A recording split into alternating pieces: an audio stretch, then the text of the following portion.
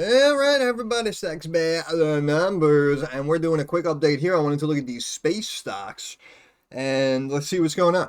So, first company, AST SpaceMobile, ticker symbol ASTS here on the NASDAQ. This was a company, if you are not familiar, this was a company that launched satellites, direct connectivity to smartphones, and it was going to be, more efficient. It was going to be awesome.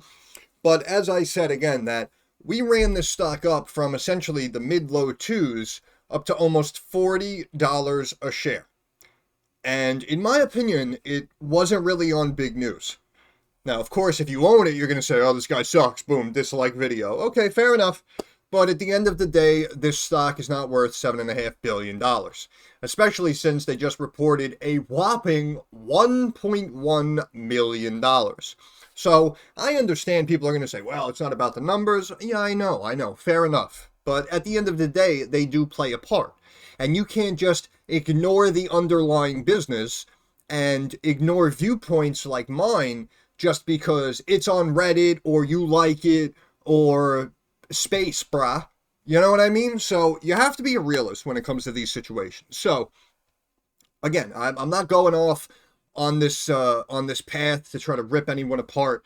It's not what we're talking about here, because you and I both know there is value here. The problem is it just may be further down the road.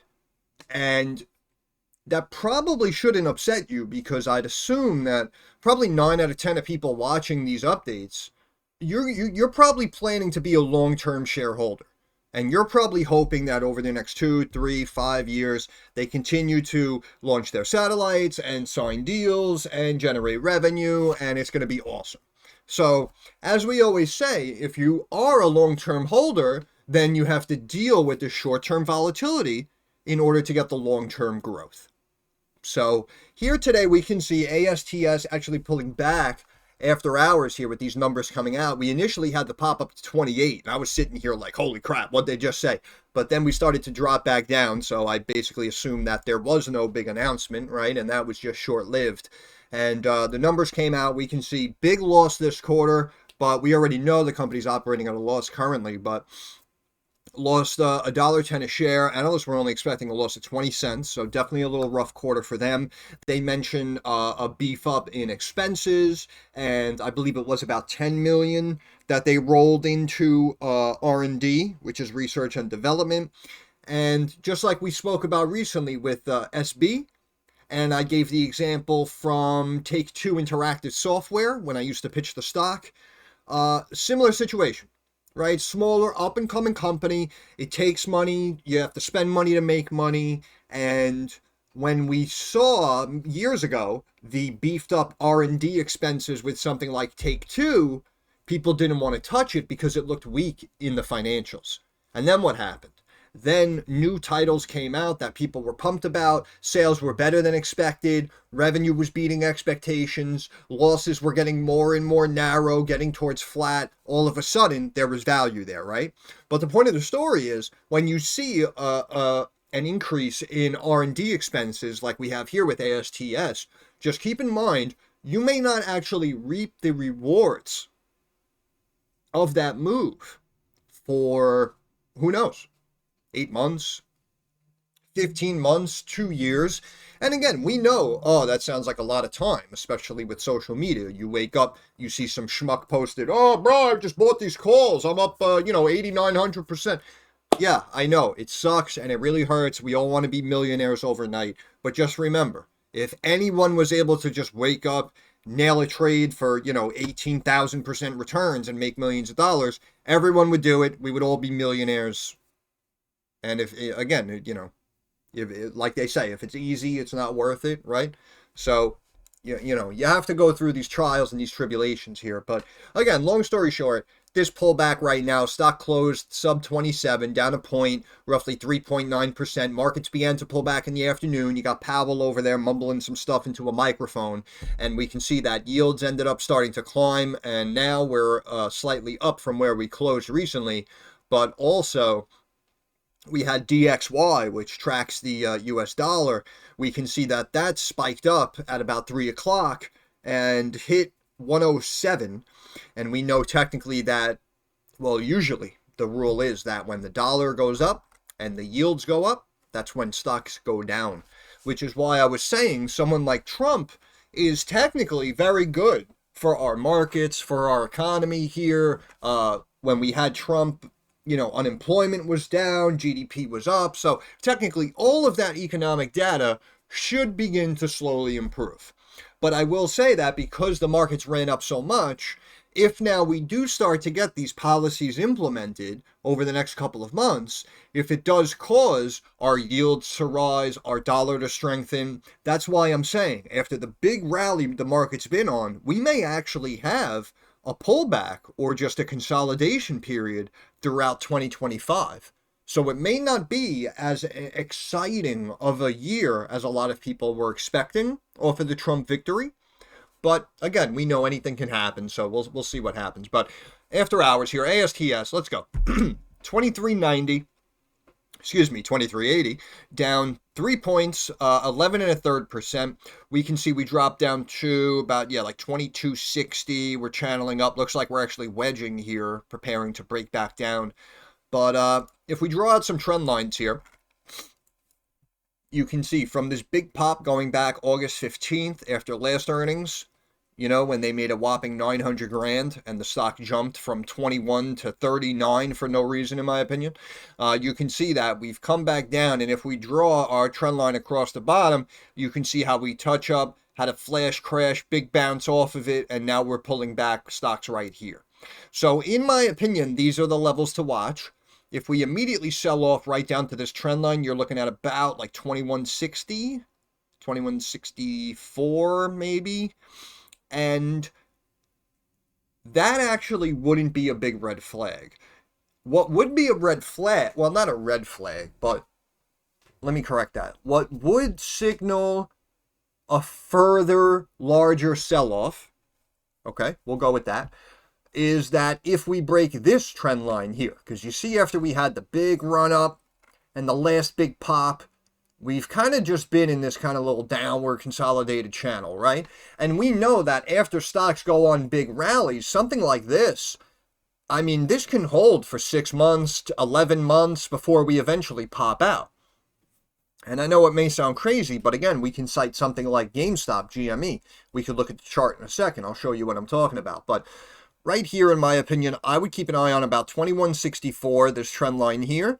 And then if it breaks, you may see right here, which looks like just below 20 bucks. Looks like about 1990.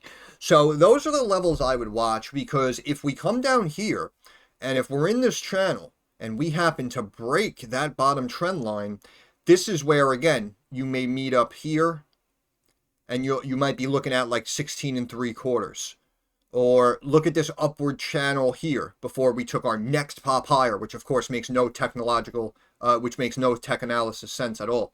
But you can see, even if we go like halfway through this channel, you can see you're looking at like 11.5. So in the immediate short term, we may see a big hit taken in ASTS. And please don't comment, I don't know what I'm talking about, you don't know what's on the horizon. I really don't want to hear it. I really don't.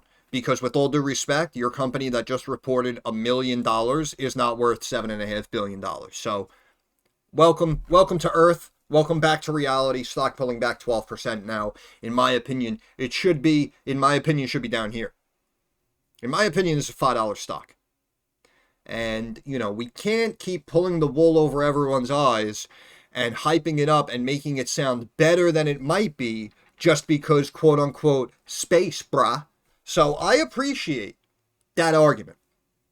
But this is a company that's launching satellites to help out smartphones, right? Something like Rocket Lab, little bit of a different situation. And for multiple reasons, right? Because they're supposedly, I think we just got news of them teaming up with NASA, which of course is good news. We saw the stock pop. And then randomly, we saw it immediately drop and give it back. I don't know if you guys have noticed this, but again, not just referring to ASTS or Rocket Lab. If we look across the board, even something like Hershey, just yesterday, again, you can see they beat it up down to the 170s. Yesterday, the stock ran up, almost hit 185, had a great rebound. Now today, immediately gives it all back. Something like US Steel, immediately jumped up and ran after news of Trump winning, and then just immediately chunked down and gave it back. And it's basically across the board. Look, Rivian as well. Rivian just got news. Honestly, I don't remember what it was, but they got news about some deal. Revenue's going to come in. The stock runs up to 12. Now all of a sudden, we're down almost 2 points right back to 10 where we started. Hims and hers. Same thing.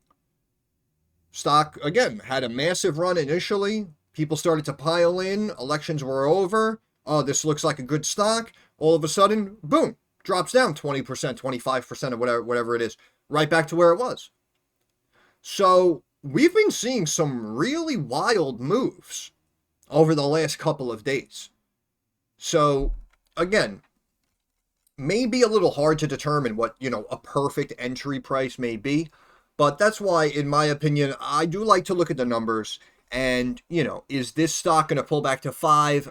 Chances are probably not, because anytime there's a dip, the kids on Reddit get it trending again and everyone piles in.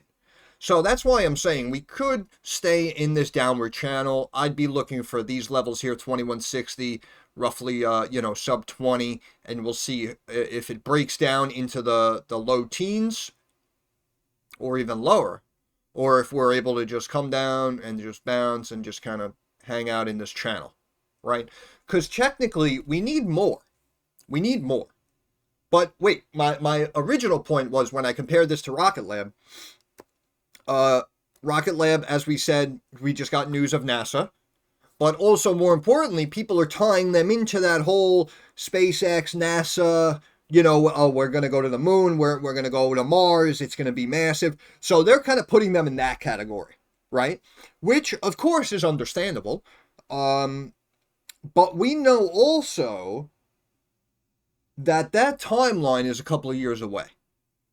Now, you guys can comment down below, because, again, I'm not precisely sure on these dates, but I'm pretty sure that Elon initially said Mars by 2030.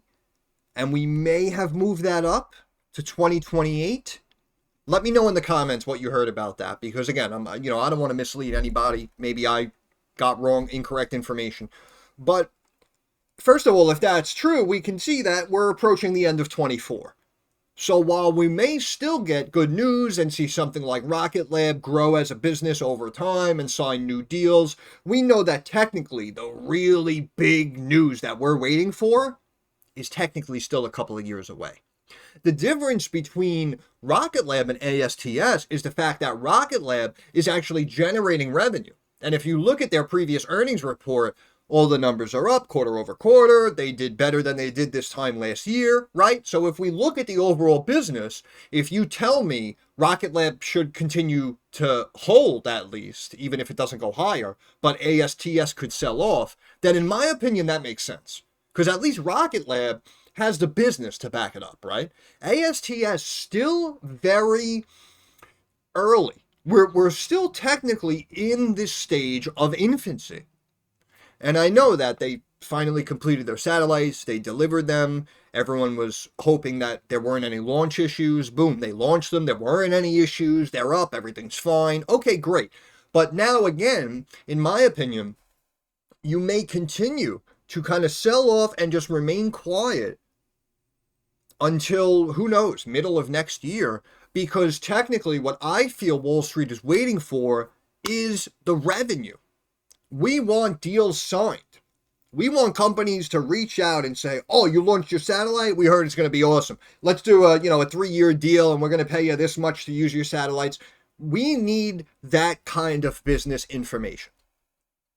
Because again, as much as you might like the stock, until we get that information, in my opinion, if this stock drops 50% back to 11, it's 110% justified. And again, looking at something like Rocket Lab, as much as, of course, in the initial surge moment, looking at the numbers, it's technically still overvalued. But as we said, people were waiting for earnings. Earnings technically beat. Businesses growing year over year, right? So it's a little bit of a different situation. They're not the same company just because space, brah. It's a completely different business. So that's why something like RKLB, a little more understandable to me. Something like ASTS, this thing can really start selling off. But I just wanted to show you guys these couple of levels and trend lines that I'm personally keeping an eye on. But let's just quickly look at what the company actually reported. Widens a third quarter loss amid ramp up of satellite launches.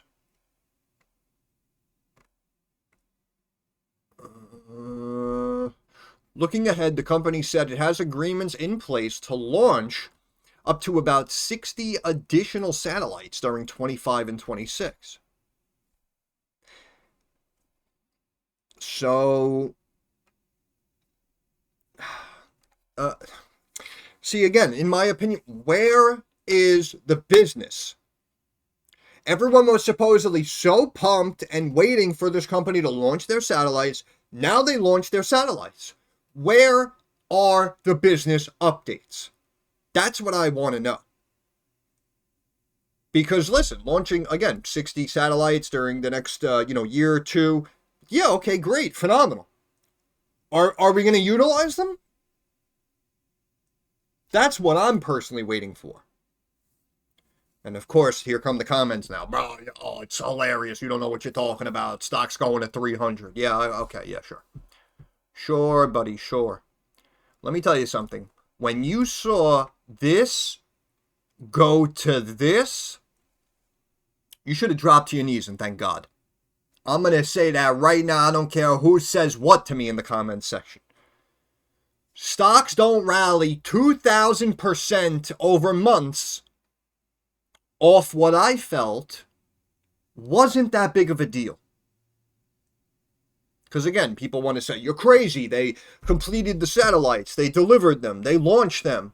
Again, that's what the company said it was going to do and was 2 years behind the time frame or whatever that they initially laid out. So yeah, the fact that, as I said here, whether you agreed with me or not, the fact that the company, finally did its job and actually produced the satellites, delivered them and launched them, shouldn't have warranted this type of squeeze and reaction. So the fact that this even happened to your position, if you got in this early, that was an absolute blessing. And after going on a 2,000% run, to have someone like me say it should come back down to earth to 17 or 13, you should not have anything to say. Because you initially really, in my eyes, didn't even deserve this. And it continued to run up to this. So if someone like me says, hey, we got to be realistic, we might sell off, how dare you get upset? How dare you? But at the end of the day, as we've seen apparently, financials don't matter, business doesn't matter. As long as it gets trending on Wall Street bets, boom, stocks explode and people just blindly buy into these situations. And granted, a lot of them do end up exploding, and it's because really you guys are helping out each other by pumping up the stock, adding volume, buying at market price, and pumping up the demand and the orders for the stock itself. So one of you is literally pumping it up for the next guy. And that's why I always say jokingly, man, I wish I started doing this years ago. Because if I started doing this before the lockdowns, when all the kids started to make channels and forums and whatnot, if I was the first one and started something like Wall Street Bets, oh man, I would be waking up with a smile on from ear to ear, baby, every single morning. Just imagine going down a list of random stocks, $1, $2, $3 a share, and then telling you all about it, and then all of a sudden you turn around and the freaking thing's up at 30. Do you have any idea how much money I would have? That's why, again, I know they made some good calls online and whatnot, but, oh man, at the end of the day, those guys who started Wall Street Bets are probably making out like bandits. Bandits. And again, this all started with GME, GameStop, because it was, say it with me, an anomaly, because over 100% of over 100% of the float was shorted. That's why it was an anomaly. That's why the stock squeezed from $20 to $480. Now it's gotten to the point where any stock that's shorted is now in the crosshairs and gets trending on Wall Street bets. Any stock that is doing anything related to space now got trending on Wall Street bets and exploded in value. So again, technically, you're helping each other out. And I'm going to tell you right now, even if I believed in this company long term, if I bought it here at 220, got it trending, and then the stock was at 38, yeah, I probably would have cashed in, made a very pretty penny, and then look to re-enter the stock down the road. Because I'm telling you, there are people who are pulling those strings that are definitely doing it. You have to remember, not everybody is like Roaring Kitty, where they can afford, apparently, to lose millions of dollars in a position if it fluctuates, or, hold on to call options, diamond hands down to the last day, or watch a stock run up to the moon and then pull back 80%, but they're still holding on for the long term with the shares. We all know we're in different financial situations, but again, the people, in my eyes, pulling the strings of these forums, making out like bandits. And who gets screwed? You guys do. So, again, back to reality. The stock here at 23.12 should be at 13.12 in my opinion. This is not a $7.5 billion stock. Just brought in $1 million. But let's get back to the actual earnings report. Blue Origin, Inc. rocket deal. Okay, we're going to deploy satellites over a multi-year period.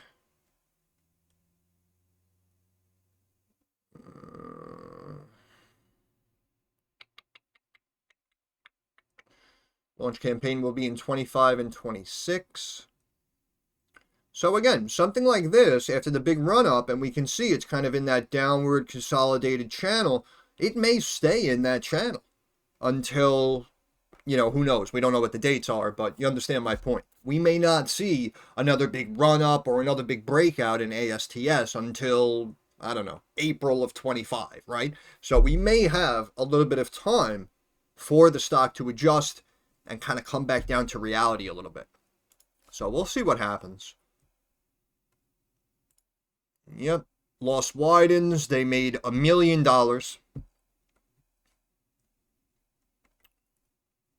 Okay, wait, was this the... Yeah, I think, yeah, okay. Okay, revenue 1.1 million, 2.5 million for the 9 months, 2.5 million for 9 months, primarily from a U.S. government contract. Good thing the government tapped them, otherwise they make no money. Net loss 171.9 million for 3 months, reflecting significant losses on remeasurement of warrant liabilities. Substantial increase in losses per share. Yeah, but I wanted to look at I think this is the article with the balance sheet. Hold on, bear with me. Operating expenses driven by increased engineering, R&D costs. And again, we know seeing the increase in R&D costs may initially be viewed as a negative, and you may not actually see the fruits of that labor for 6 months, 18 months, 2 years. Company launched 5 first-generation satellites. Yep, we're basically reiterating previous positive news because there's nothing current to kind of tout right now, right? Company operates, okay, great. In-orbit ground testing. Achieve download speeds above 21 megabits per second. Spectral efficiency approximately 3 bits per hertz. Plans to continue testing capabilities. BW3 test satellite. Okay, we're still testing. That's why, again, in the moment, the business still needs time.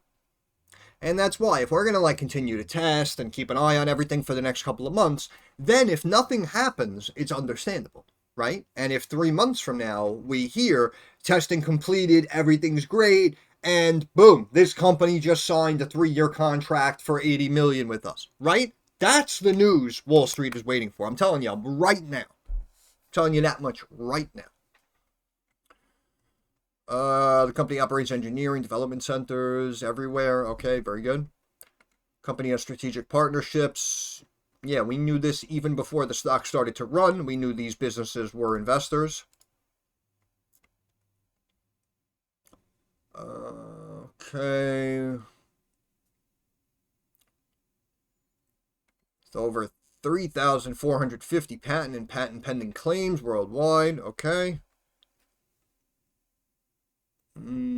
Public offering of stock, of course, which they always do.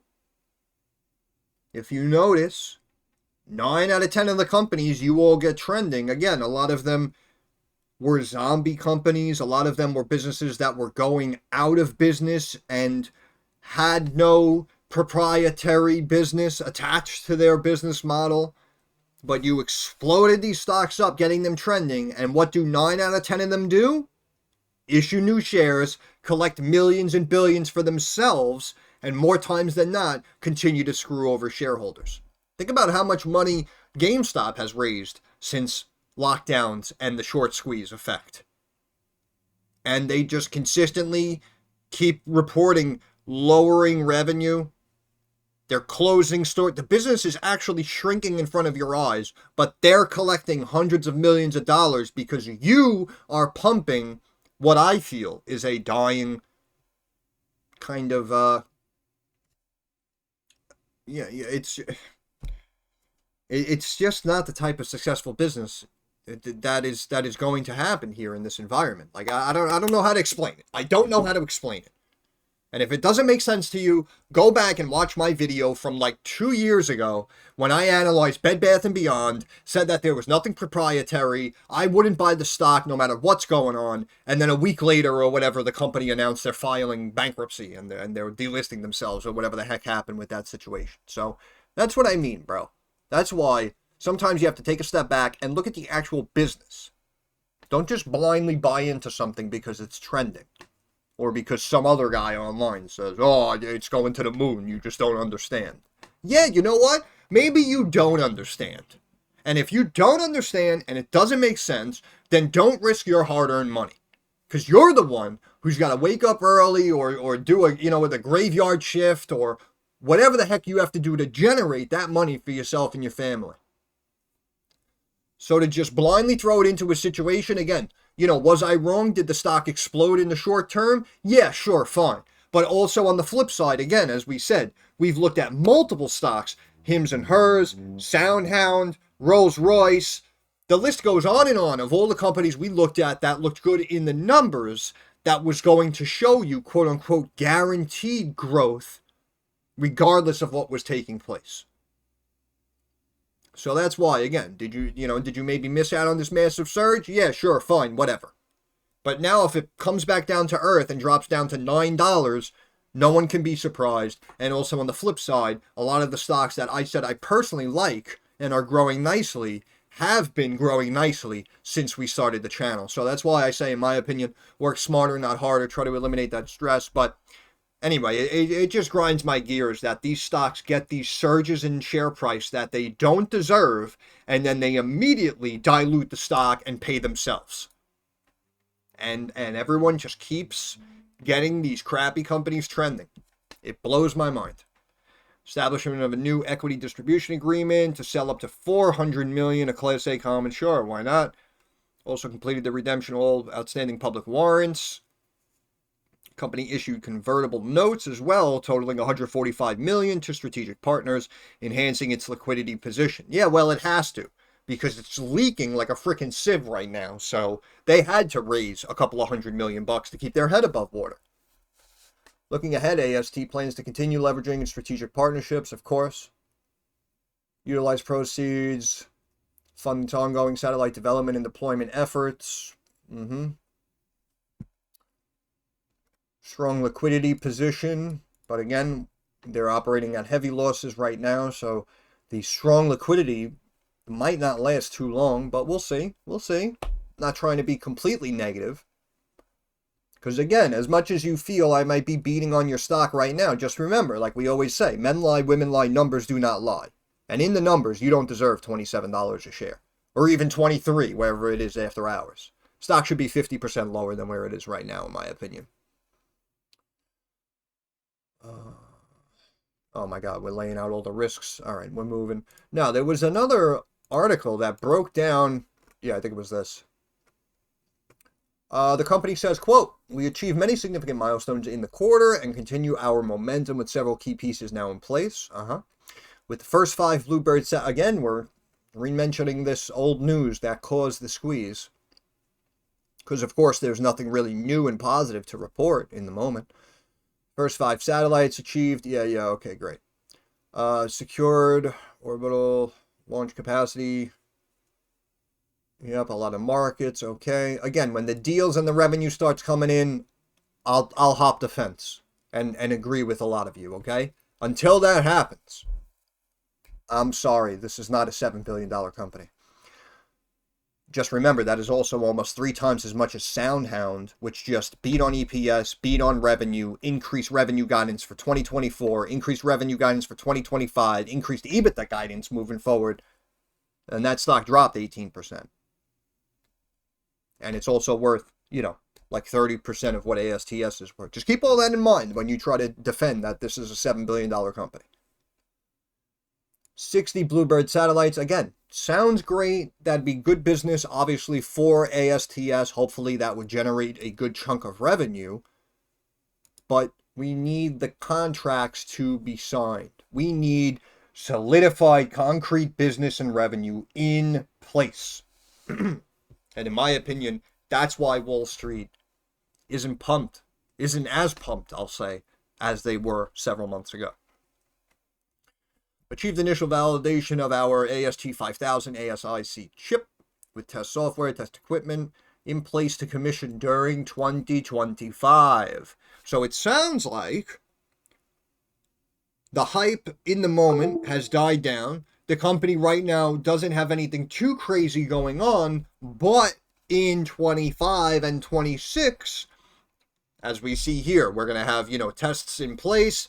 We're going to start doing more launches with Blue Origin, right? So that's why I'm saying the stock could remain quiet and just kind of continue that slow downtrend until, again, we get a clearer time frame, but could be March of 25, right? Could be June, July of next year. We don't know. So again, if the stock happens to remain quiet for the next 3, 5, 8 months, this is why. We'll offer beams directly. Expanding the customer ecosystem, hitting 3 new contract awards with the U.S. government, and continue to advance discussions with multiple commercial partners. So again, when the commercial revenue starts to come in, that would be good. Obviously, thank goodness the U.S. government gave them some business. Otherwise, they'd have no business and no awards currently at the moment, no contracts. But again, for all we know, this could be an overhyped job. And again, I'm not trying to be overly negative. I am trying to be a realist. Because I have seen hype stories turn to dog shit overnight and blindside everybody. So I'd rather be extra cautious and miss out on some profits before, doing a cannonball off a 50-foot cliff into 3 feet of water. Okay? That's why I speak about this the way I do.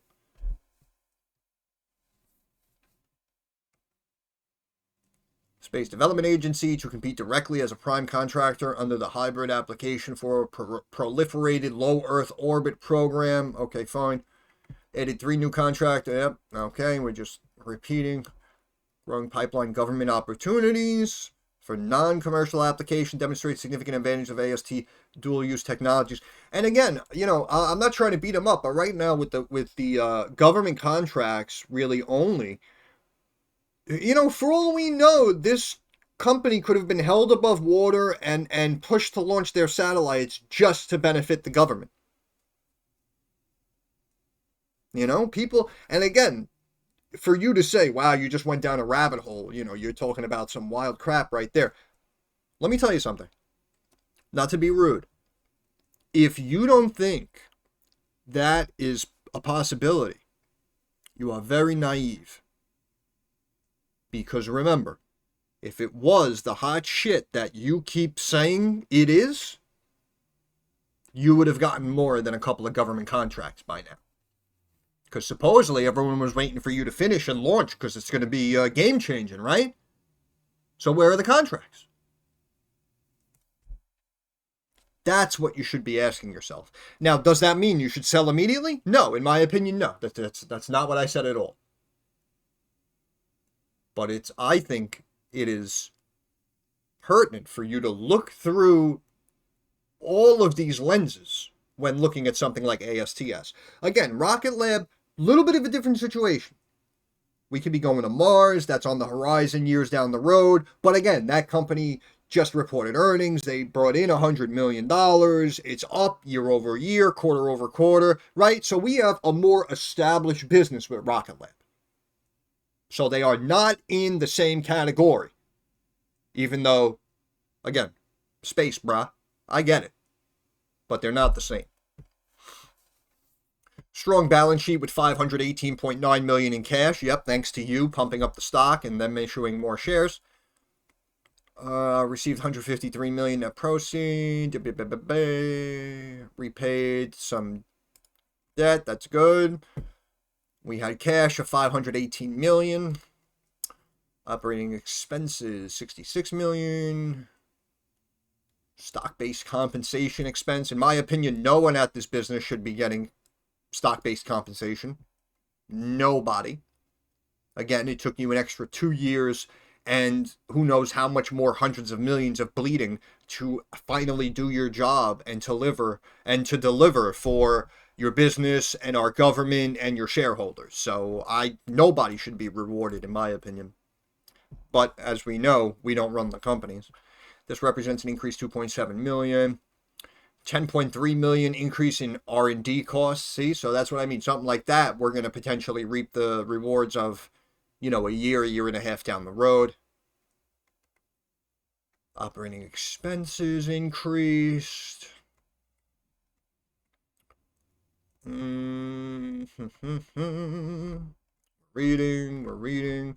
And where is the assets? Here we go. So yeah, cash up big. Total current assets jumped from a little over 100 mil to 545 mil. But again, that's essentially all the value of the cash that they're holding on hand. So over the next quarter or so, as they continue to bleed, this is going to go down. Keep that in mind. Total assets jumped about 460 million from touch below 361 million to 821 million right now. Liabilities more than doubled. 46 mil up to above 94 million. Total liabilities more than doubled, going from 147 million up to over 318 million. We're reading. Total stockholders' equity went from 200 million to 500 million. That's why I'm saying current equity of the business, 500 million, but that can't be viewed as fair value because they're not really generating any revenue and they're operating at a loss. So technically, it's lower than 500 million. So that's why at 6.5, 7 billion market cap, you're still valuing the stock at 13 times equity or 13 times cash, which unfortunately is probably going to continue to see slight dips in value over the next 1 to 2 quarters. And it's just my opinion. But yeah, I did just want to show basically the bump up we saw in assets and the bump we saw in liabilities and the new equity number.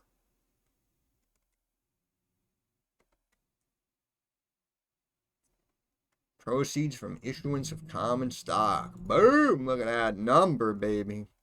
Oh, you want to pump my stock up because it's trending on Reddit? Yeah, no problem. We'll take 300 mil real quick. Sell some more shares at the market. Yep.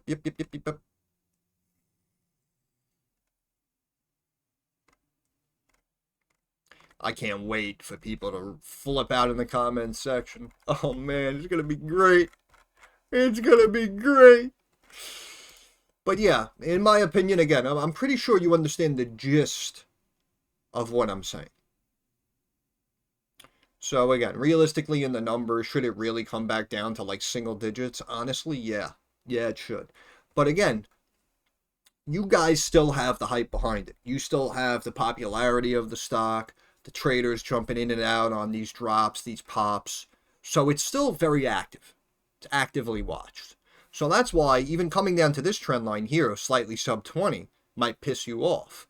But as you saw last time, when you did have a pullback, it bounced and it popped right back up because you had traders step in and buy that dip in the low 20s, right? And the stock immediately back to 22 and then 25. There you go. So you made a nice little profit. So that's why it may not completely crater down. But again, if we happen to break this level here, right now it looks like it's about a point away. It continues to drop a little after hours, but we're about a point away. So right here, in my opinion, I'd watch that level, roughly 2160, and then bang, maybe right there, like 1980, 1990. You're going to have to watch that, because if it does break that, as I said, something like this is very realistic. And again, a pullback to 14 might upset you, but the stock also was just at 2. So even pulling back to 14, it's still up 7 times. So, that's what I mean. Yeah, you have to be realistic sometimes, too. You can't just be on the up and up and up and wake up tomorrow and have $1 million. Right? Let's be honest with each other.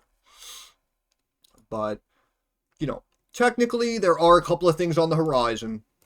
It sounds like maybe like second quarter, third quarter of 25 before we get kind of a new resurgence of life come back into ASTS, if you will.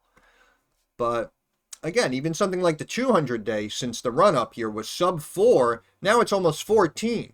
So as much of that might be viewed as a big drop that you might not want to see.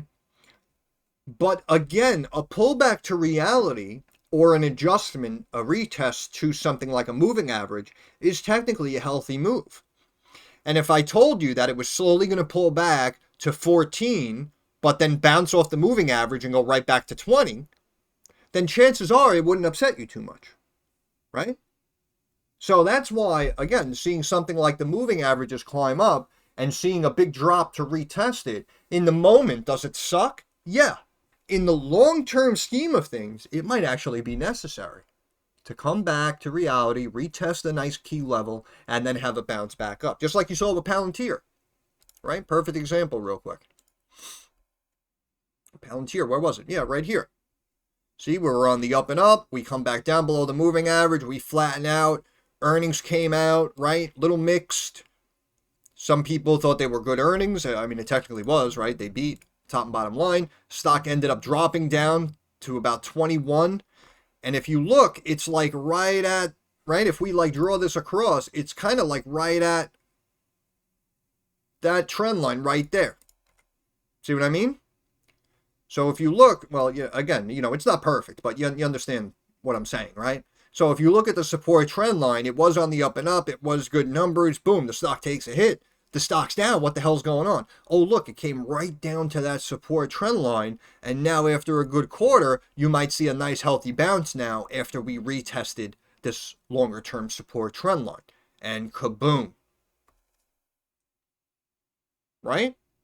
So that's why, again, when I say a stock in my eyes should come back down to reality, it should drop, 20, 30%.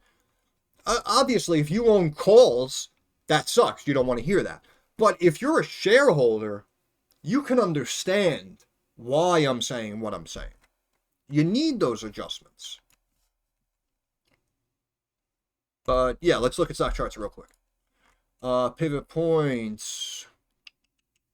Where's stock? 2290. So this next pivot point here on the daily is 2029, which of course would be below this trend line on its way to that trend line. The MACD recently did cross to the upside, and you can see we had a nice bounce off of that pivot point going into these earnings. And of course, some light numbers here. Stock pulls back. RSI middle of the road 55, so that's probably going to start to drop down to that 30 level over the next day or two. again, traders always try to tell me, I'm bad at trading because you got to watch the RSI. Freaking RSI on this stock was above the 70 benchmark for, 4.5 months straight, because that happens, right? But again, the traders try to tell me, I don't know what I'm doing, but something like that. Oh, no, we're not looking at RSI because space, bruh. So that's why, again, you can't make everyone happy, which is why I kind of stopped trying. But MACD recently crossed to the downside. You can see it flattened out, potentially preparing to curl over the long-term time frame, and now we have our drop today. I mean, I guess you could make the argument that we spiked up and now we're kind of, flagging down. It's not necessarily a bull flag, really, in my opinion. But, again, it could slowly drop down into the channel, maybe back to the high teens here, and then it can have the next bounce. Moving average here, 50-day, about 12.25 on the weekly. But I wanted to look at the Bollinger Bands as well. Yeah, so mid-Bollinger Band, 2371. We're technically about a point, a little less than a point below that. And on the daily, see the daily, the bottom Bollinger Band, 2131. And that level right there, 2160 about. And then we saw the other pivot point at 20 and change.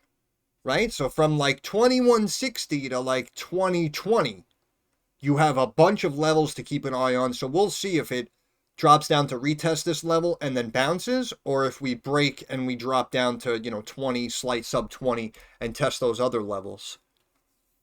But I still do say a pullback to this 200-day moving average, which would end up being about 13.75, in my opinion, that is justified and that really should happen.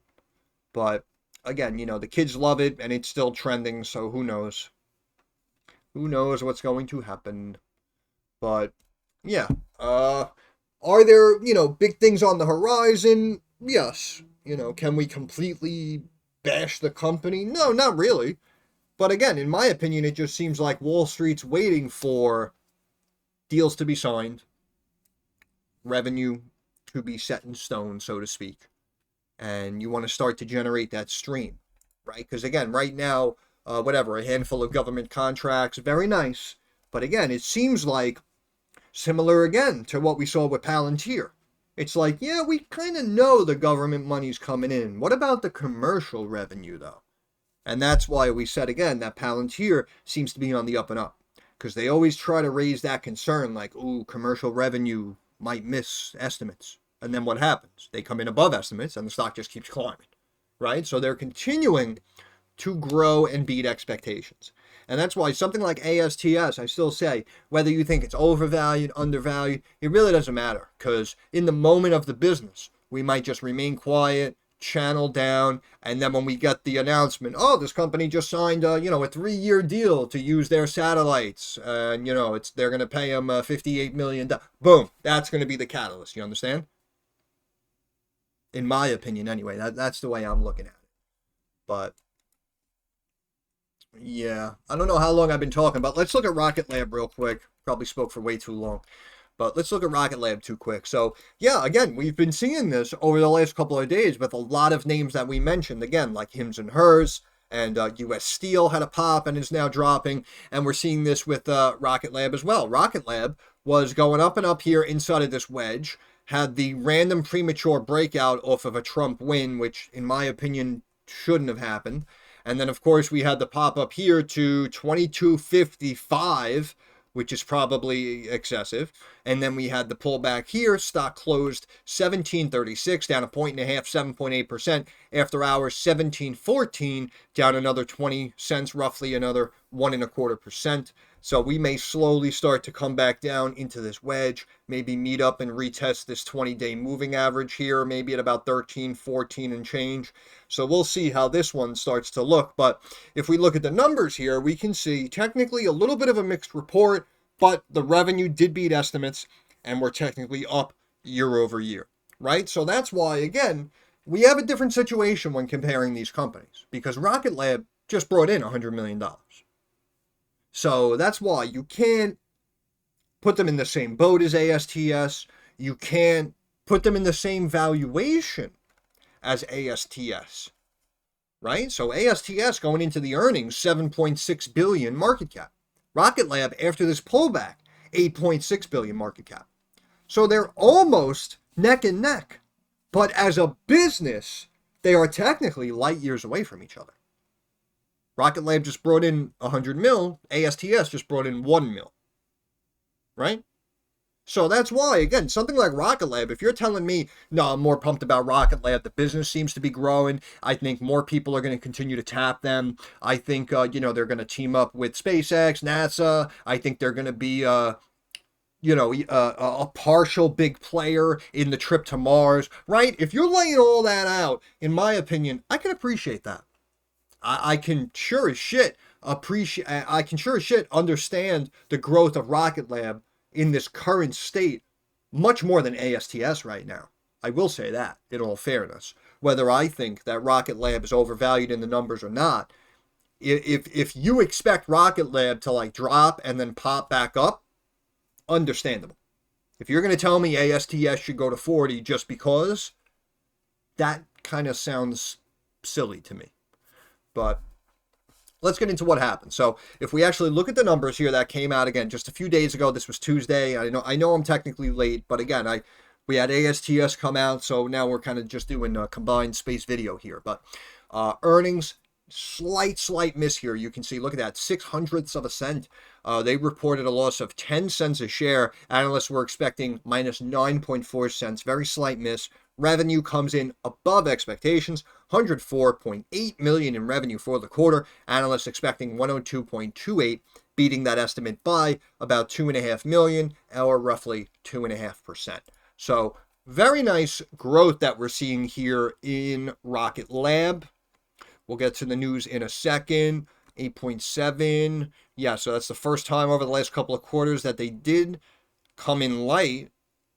Technically, this company's still operating at a loss, but of course, if we have more contracts and more revenue coming over the next, 12 months, we'll say, then we do have the potential to start inching up to that flatness and maybe eventually going net income positive.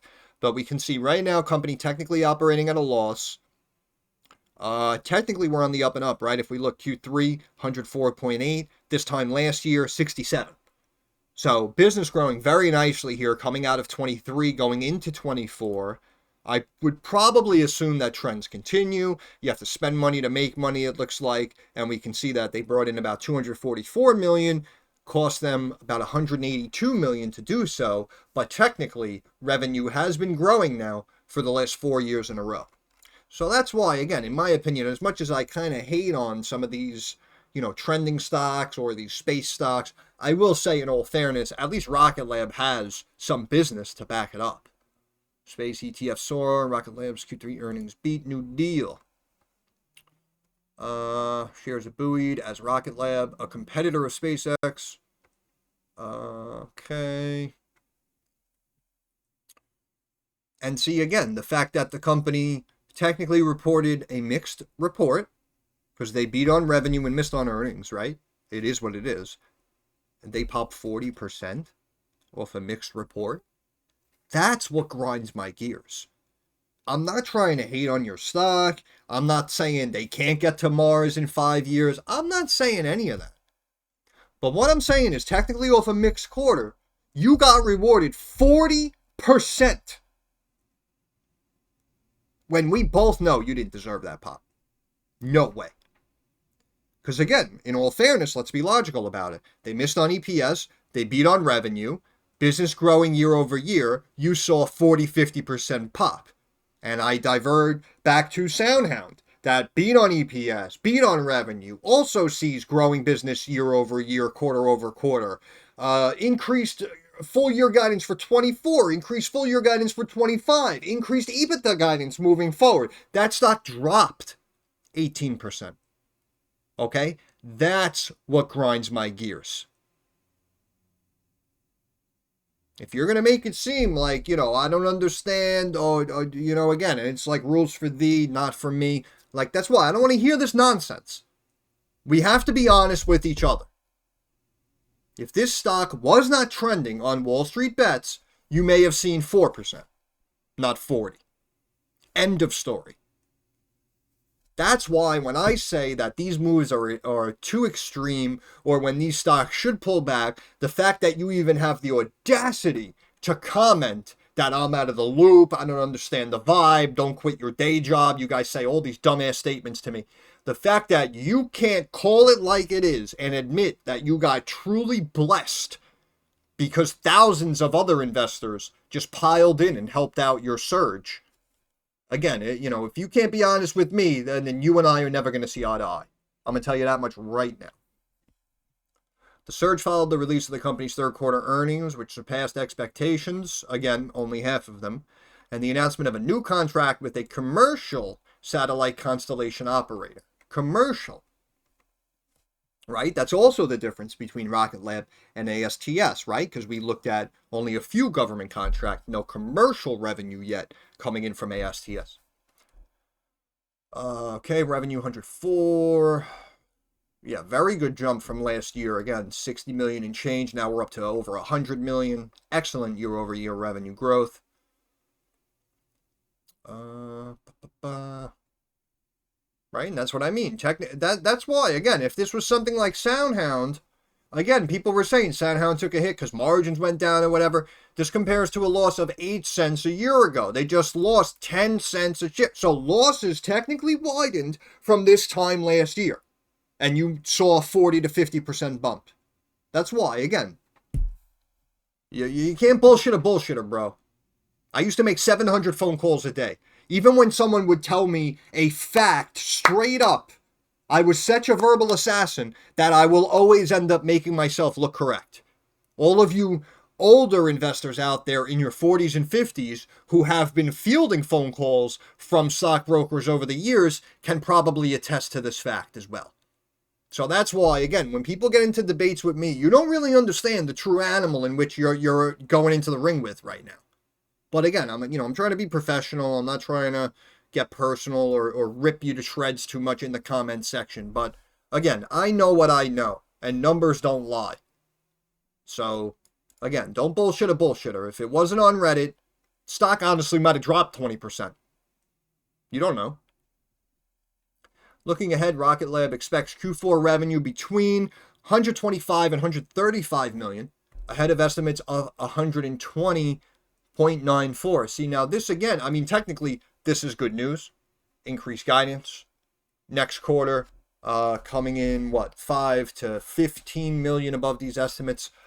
But what bothers me about these articles is I always see different figures. Because I could have swore in a different article I saw like 122.5 million. So, everyone lays out their own numbers. So you never know precisely what you might have to look for. But at the end of the day, if we're looking for 120 million in change, and now we might, 125, 130 million, technically that is good news. But again, I remind you, SoundHound also increased guidance moving forward. Stock dropped 18%. Rocket Lab announced a contract to launch 2 satellite deployment missions with its reusable Neutron rocket starting in mid-26.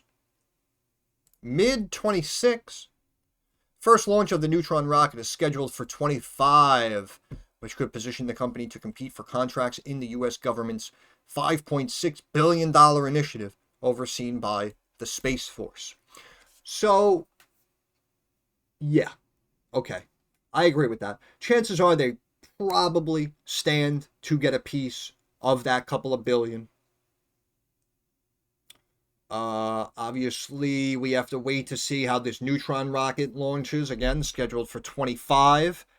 If anyone has kind of a specific kind of time frame for 25, let us know down in the comments section. Because, again, that could mean March, or it could mean October. So we don't know. But it sounds like, again, off of this Neutron rocket launch, if it is successful, that will, again, be a catalyst to pop the stock up. Because, again, as we said, Rocket Lab is actually generating commercial revenue outside of government revenue, and they're actually generating 100 million a quarter now, and they're seeing the business growth from this time last year.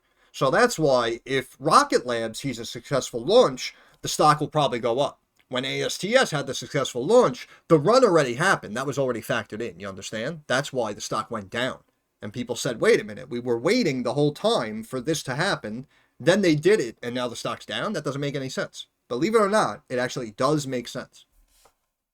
The request for proposals opened on October 30th, and qualified vehicles are anticipated to join the program by spring of 25. With this new contract and reusable rocket plans, Rocket Lab has seen its share price surge in 24, of course, thanks to children on Reddit. We have to call it like it is. Rocket Lab USA shares have hit about 254%. Yeah, versus the S&P's gain, which isn't real also, in my opinion, of 26.4%. The company anticipates strong demand for satellite launch services, projecting that over 10,000 commercial and government satellites will require launch services by 2030. Right? This is what I'm saying as well. In the moment, there was a massive surge because the kids got it trending on Reddit. Now it may have to slowly come back down and come back down to reality. However, even if it sells off, it might not take too long to get reinvigorated. ASTS, again, may need a little more catalyst, may need a little more time.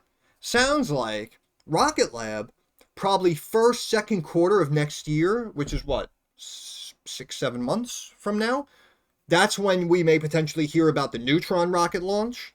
But also, again, if they're going to be tapped and they're going to get some of the Space Force funds and they're going to team up with NASA and we're going to try to get to Mars by 2030 or whatever the heck we're planning, then this is why I feel, in my opinion, I actually feel Rocket Lab has much more potential to rally over the years than ASTS in its current state right now.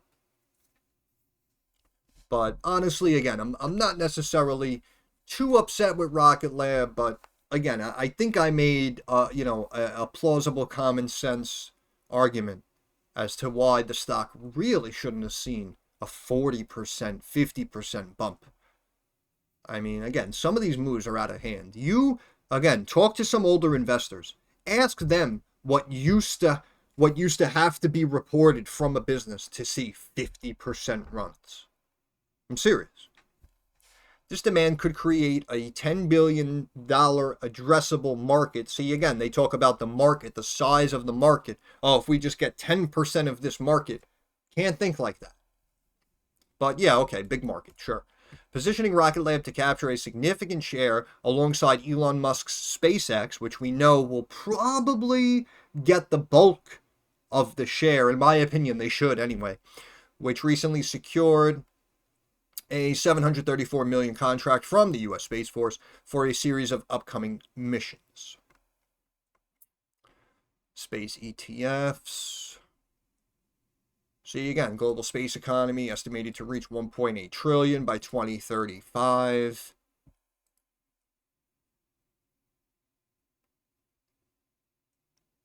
Outpacing global GDP expand. Like, you know what I mean? It's freaking hilarious, bro. Okay, so you're essentially forecasting that the space economy is going to triple over the next 12 years.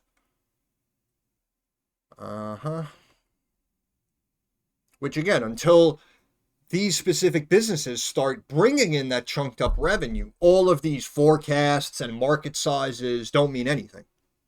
They don't mean anything until we actually get awarded the contracts and start generating more revenue. As global investments increasingly prioritize climate control, the advancements in space technologies promise significant benefits. Global space tourism market is estimated to witness a CAGR of 44.8% from 24 to 2030 after being valued at 851. See what I mean? Like, this all sounds great in theory, but until we have the revenue actually come in to these specific businesses, it means nothing. But yeah, I get it. Yeah, it's going to grow. It's going to be huge. Yeah, okay. Just remember, every single company that talks about its company says the same damn thing. Right? And we know some work out and some don't. So you can't just look at something like, what, the market's expected to triple? Wow, it's going to be huge for this company. That remains to be seen. And it will be huge for the company when it's huge for the company. Now, again, I'm sure people are going to say, oh, you don't understand. They're planning this in 2 months. This is going to happen next week. All right, fine. I understand. Remember also, you own it, right? And every day you wake up and kind of try to repump yourself about the situation. So you're like going like with a fine-tooth comb, like looking at every little kind of piece of news that could help you out. But again, this is why I say some people may like the way I do things. Some people may disagree with the way I do things. But I will say this. Right now, in my current situation, the fact that I am right more than I'm wrong, it benefits you that I am cash poor right now. Because remember, every time you pull up a video and people blow Rocket Lab and say it's going to the moon, just remember, they have money and they probably own it. Keep that in mind as well. Right? I spoke highly about Fubo at $1, Rolls-Royce at $1.20, SoundHound at $2, sub $2. All of those stocks grew phenomenally well. They're probably still going to grow over the longer term, and I didn't have the money to buy any of them. But I was still honest. I still called it like I see it, and it all came to fruition over the last couple of years, right? So that's why the fact that I don't have a position should technically be benefiting you here with the way I'm looking at these situations. And again, whether you agree or disagree, like we always say, it's important to keep an open mind. And, everyone's talking good about Rocket Lab. This guy's saying, it might stop popping and it might remain flat for 6 months. Let me hear why. Let me hear what this guy has to say. How's this guy looking at it? Right? So again, whether you agree or disagree, in my eyes, I think it's very important to kind of look at all these different perspectives and then make an educated decision. But yeah, space market growing. Okay, fine. Against this backdrop, Rocket Lab's latest earnings and New Deal boost space-related exchange funds. Okay. ETF. Yeah. Okay. Rocket Lab stock has about 10% exposure to ROKT, while UFO.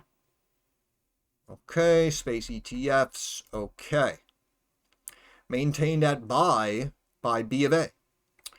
Price target raised to 30 from 10 from B of A. See what I mean? This is why Reddit forums are dangerous.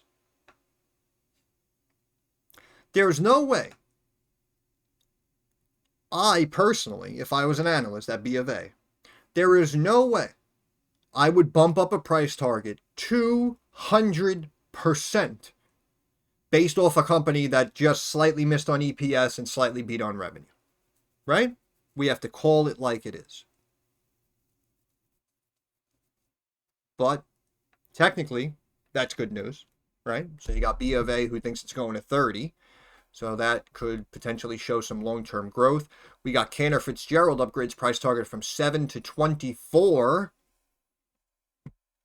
Because, of course, again, if you wake up and see a stock pop 40% off an earnings report, yeah, you're probably going to say, well, the kids are going to probably keep piling in, so it's going to go higher. It's 25, 30. Sure, no problem.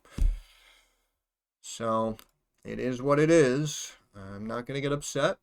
Deutsche Bank raises Rocket Lab price target to 16 from 10. That's much more realistic. That is much more realistic. Maintains buy rating. Has an average rating of outperform. Price targets ranging from 5 to 30, but we know we change constantly. Yep. Wall Street bet stocks mostly higher. You notice you see that headline all the time, and I wonder why. Oh, yeah, right. It's because the average person doesn't want to take time to do research and feels that they have no confidence in themselves, or they talk themselves out of knowing the market or their ability to learn about the market. So what do? Oh, let me just jump on Reddit and see what people are buying. Oh, Rocket Lab? Okay, I'll buy Rocket Lab. And that's why we always see headlines that Wall Street bet stocks are mostly higher pre-bell. And you know what's funny too? We always talk about the quiet under the radar stocks with growing fundamentals. Just freaking imagine if that forum started to get Fubo, SoundHound, Rolls-Royce, Safe Bulkers we just looked at, right? Stock has a book value of over 7. It's down at 4. right? So just imagine if the stocks that I personally like, which I've already proven good growth over time, just imagine if those were trending on Reddit. SB would be at $15, right? Soundhound would be at $27. Think about it. But yeah, of course, yeah, mostly up. I'm pretty sure that's it. Oh, Kramer talking about it. Oh, geez. Suggesting that they are smart investments, although they are also highly speculative. That's an oxymoron. If something's highly speculative, it can't be a smart investment. In my opinion, anyway. He cautioned that he is not currently recommending these stocks due to their high valuation, but he emphasized the importance of including speculative companies in investment portfolios for long-term performance. Yeah, thanks. Investing 101. Quote, let's remember this list of frothy stocks and think of them the next time you're about to ignore a stock for being too speculative. Quote, because these names are often the epitome of speculating wisely, which can be the key for terrific long-term performance, of course, only when melded with index funds. What the hell is this guy talking about? See, okay, so RKLB, Kramer sees huge growth potential in its satellite business. Uh-oh. Uh-oh. Might be the Kramer curse right there. Just putting it out there. I'm not saying it's going to happen. I'm just putting it out there. Kava Group, Kramer believes it could reach Chipotle-like heights. Uh-oh. That might go out of business. Palantir, Kramer calls it, quote, a cult stock thanks to lucrative Pentagon deals. Yeah, no, it's a cult stock thanks to Reddit. It's got nothing to do with the Pentagon deals, especially since we know that analysts are always looking for the commercial segment revenue as opposed to the government segment revenue. You see what I mean? This guy is 60 years old, manages millions of dollars, has a fund, they put him on TV, and your boy making the videos is, you know, sharper and more on point than frickin' Kramer. What an embarrassment. Powell Industries, Kramer says key supplier for critical, okay. Data center demand, okay, right? This company could grow for data center demand. SMCI sees demand growth and it's illegal. Just remember that. Carvana, Kramer believes debt reduction has made it more attractive despite past struggles. Uh-oh. ASTS, Kramer sees space technology potential even though it's currently losing money.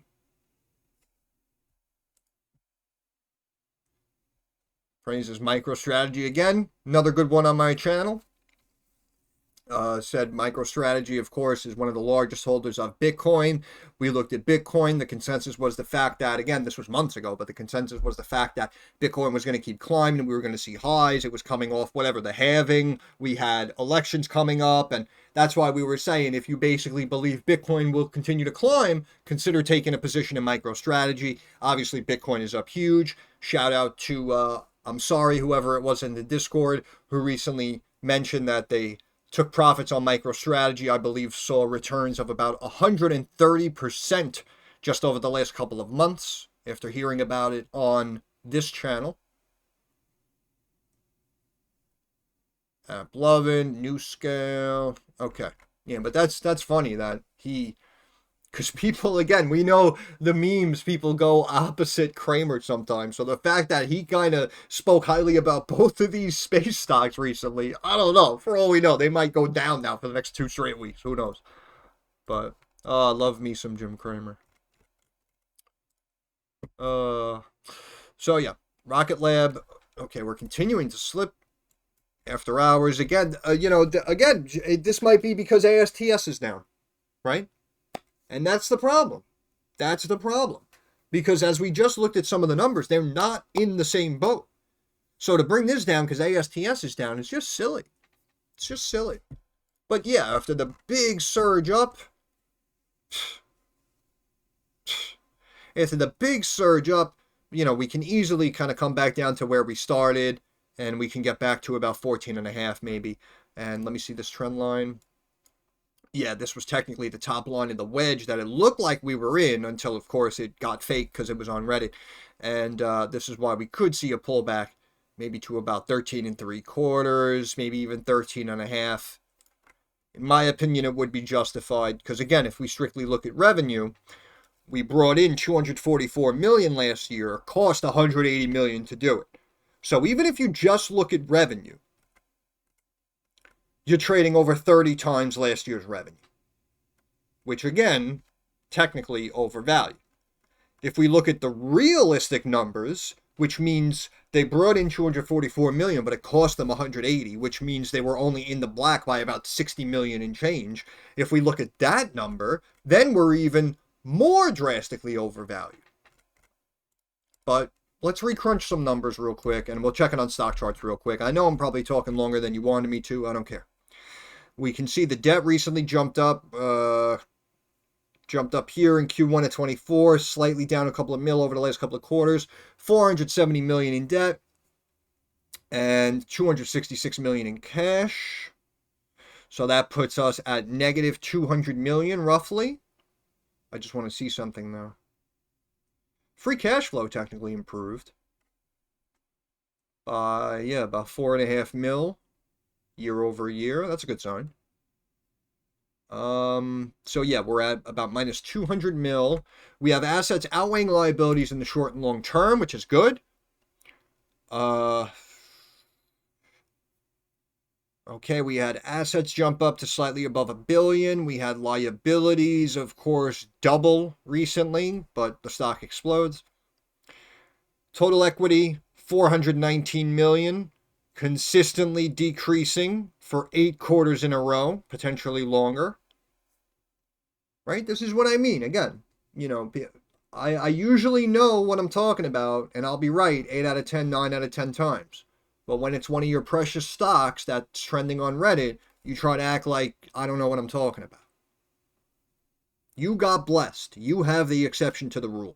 Don't try to tell me I don't know what I'm doing because you saw a fake explosion. We have to call it like it is. Equity down to 419 million. What do we have? Minus 200 million, which brings us to about 220 positive.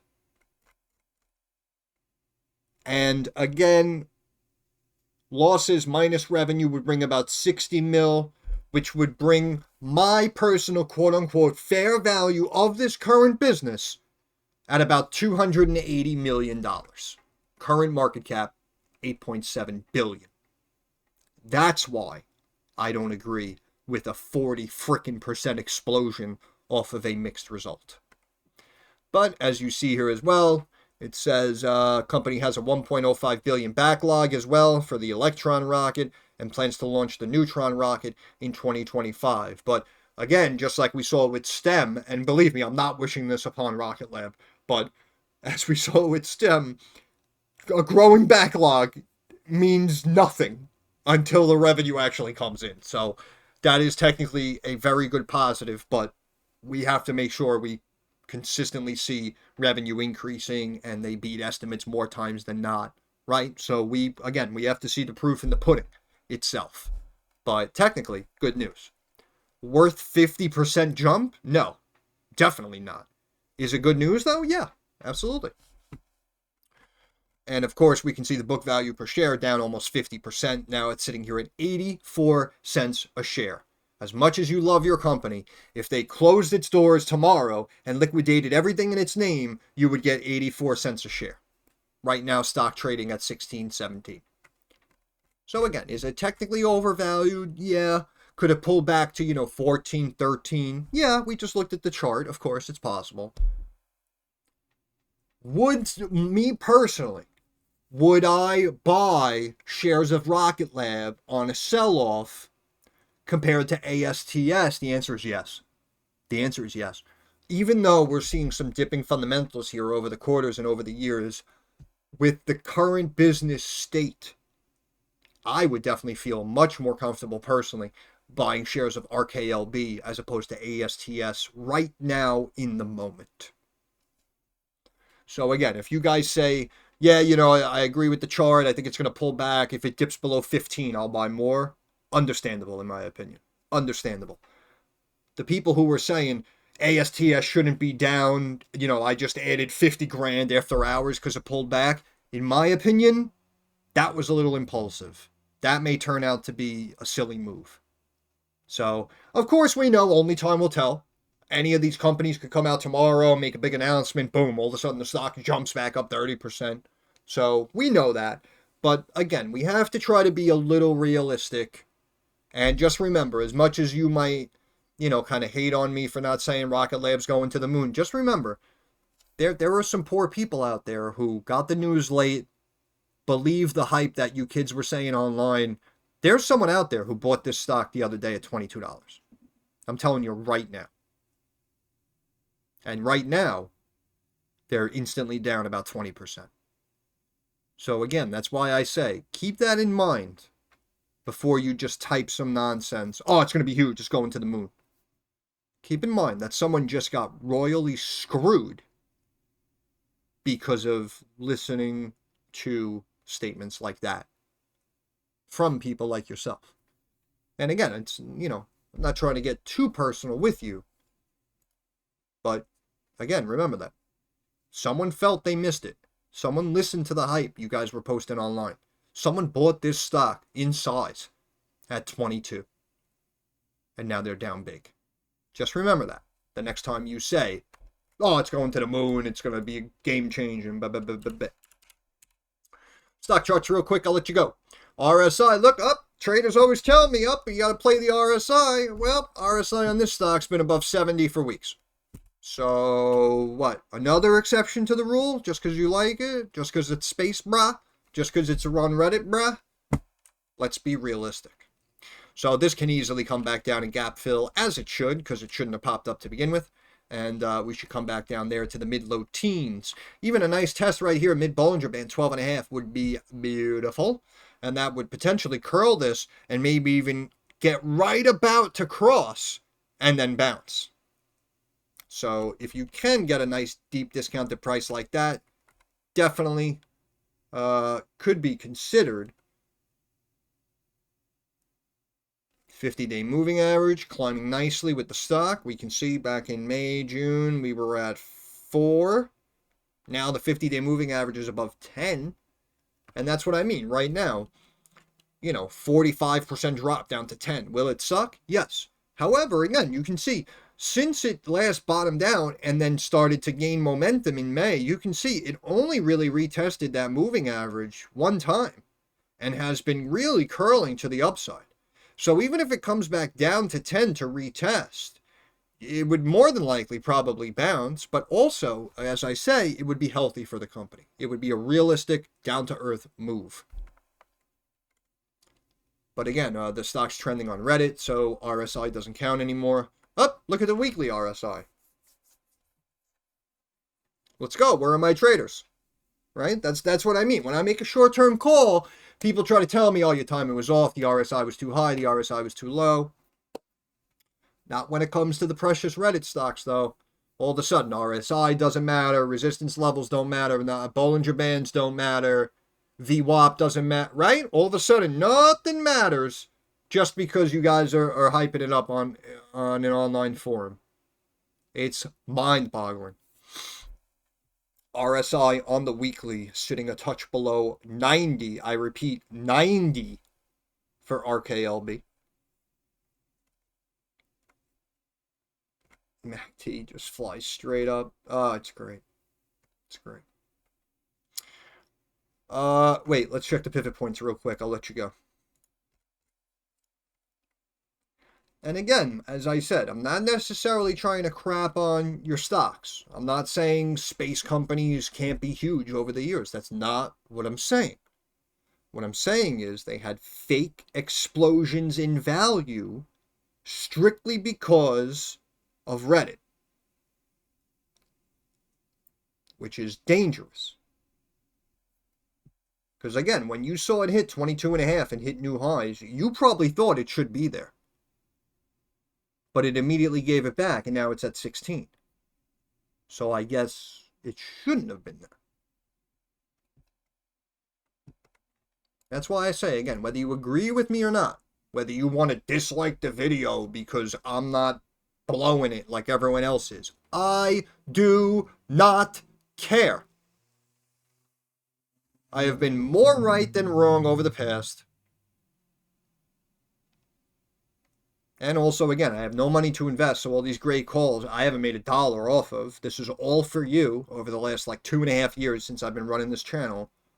And again, I am not going to change the way I do things to make you happy. My goal is not to make you happy. I just want you to know that right now. I'm not here to make you happy. I've been here essentially day after day for over 2.5 years straight, updating on stocks that we've looked at in the past, whether we were right or wrong. And usually, again, it's gotten out of control recently because I've gotten a bunch of new subs and new entries in the Discord. But usually when you guys used to ask me to look at stocks and make special requests, I did try to get to all of them in due time for the most part. So that's why, again, I'm trying to do everything I can. And also, I'm available personally through the Discord. Again, my sleep schedule has been ass backwards. But again, like right now, if you have a question, 2 a.m. if you have a question, I'm usually here and I'll usually answer you right away. So that's what I mean. I'm bringing all of that to the table. And then if I disagree with the Reddit Wall Street bet stock, I have, schmuck children try to jump down my throat in the comments section. But at the end of the day, I don't take it personally because I have already proved who's who in my line of business. And now under Trump, in my opinion, my calls are probably only going to get better. So, you can keep your rocket labs. It's okay. You can keep it. But pivot points, we can see 1381. That's where the stock should be, in my opinion. And if we switch over here to the weekly, 1016. Ooh, what was this? 1538, and then this one 1441. But you can see if it does pull back to those previous year pivot points, then it's probably just going to gap fill to what is that, 1390.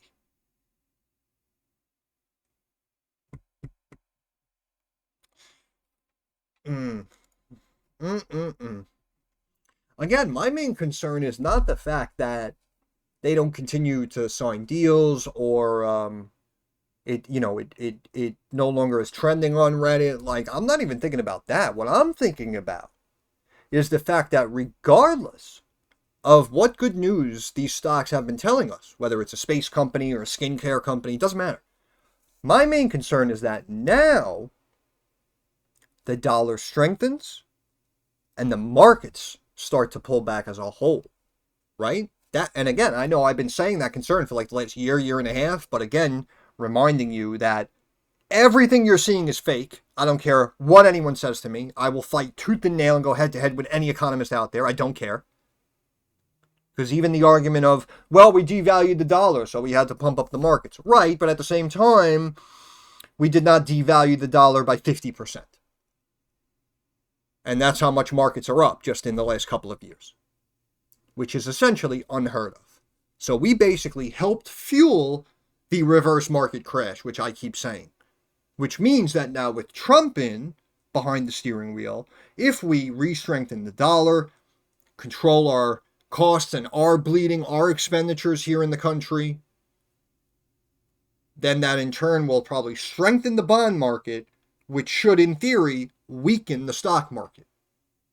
So that's why that inevitable 10, 15, 20% correction that I was personally looking at for the last year and a half may now happen initially under Trump, and a lot of people may not be able to make sense of it.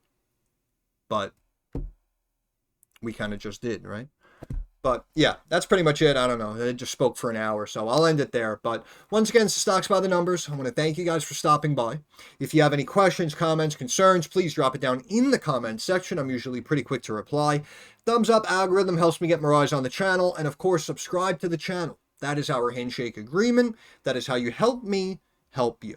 But of course, more importantly, moving forward, like I always say, I understand that markets are rocky, they're volatile, and they are very uncertain. So I want to wish all of you success. I hope everyone makes a couple of dollars. Thank you for your time. Have a good day.